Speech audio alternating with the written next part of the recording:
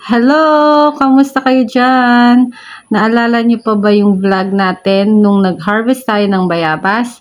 Oo, yung nakakatakam na bayabas na kinain natin, na fresh pa siya galing sa puno. So, nakita niyo ba yon? O natakam din ba kayo? Yan, comments lang kayo dyan. So, ito na naman tayo. Pero ngayon, rambutan naman ang bida. Tingnan niyo naman tong rambutan, oh. Grabe. Parang ayaw pa natin galawin sa sobrang ganda. Pero syempre, hindi ito sa amin. Shout out nga pala sa aming super bait na kapitbahay. Salamat po sa rambutan. Huwag kang mag-alala, kapitbahay. Ubusin namin ito. So, alam nyo ba, may dalawang klase pala ng rambutan. Isa yung tinatawag na supsupin at isa naman ay tuklapin. Ewan ko ba kung bakit yan ang tawag. Pero dito sa amin, tuklapin talaga. Kasi pag binuksan mo, tuklap agad yung balat. Parang magic.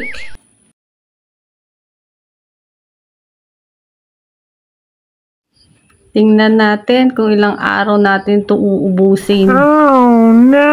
Hindi lang kasi yan ang puno ng rambutan dito. Madami pa dito.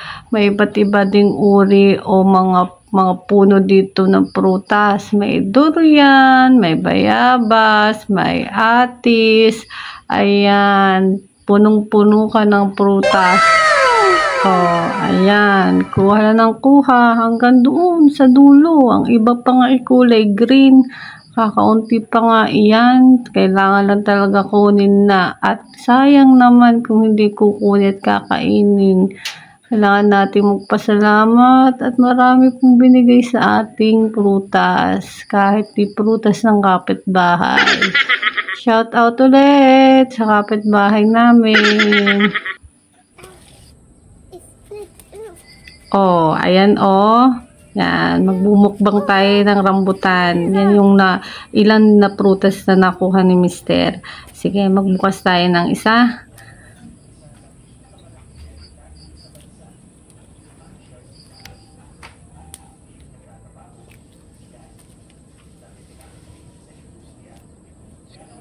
O, diba? Ang ganda. Masarap yan. Juicy. At syempre, matamis. Yan.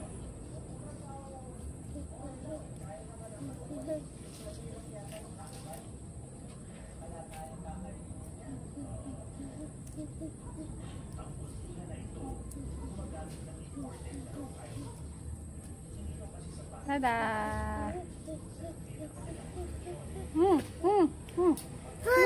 No, I want to watch rambutan spin. Ayan na nga, ang anak ko. Umalis na at iwawash daw niya yung rambutan. Ay, napaka naman.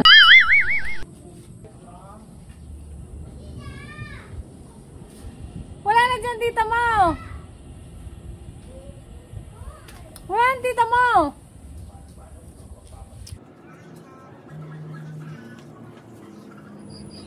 Siyempre, habang may nag-harvest, may tagakain, at di mawawala ang taga-ingay. Tatlong uri kasi ng tao sa rambutan harvest. No, taga-kuha, taga-kain, taga-ingay. So, ayan, comment kung saan kayo dyan. So, wait, teka. May nakita rin kami saging pala. Pero, wag muna ngayon, sa next vlog na lang yan. Kasi baka abutin tayo ng 5-5 dito sa dami ng kwento. Yan. Salamat sa pagsama sa amin sa isa na namang masarap, masaya at makulit na harvest day. So huwag kalimutan mag-like, comment at subscribe. At tandaan, search na lang ang benefits ng rambutan para may silbi rin tong vlog. Salamat sa Diyos, sa panibagong araw at biyaya. Kita-kits!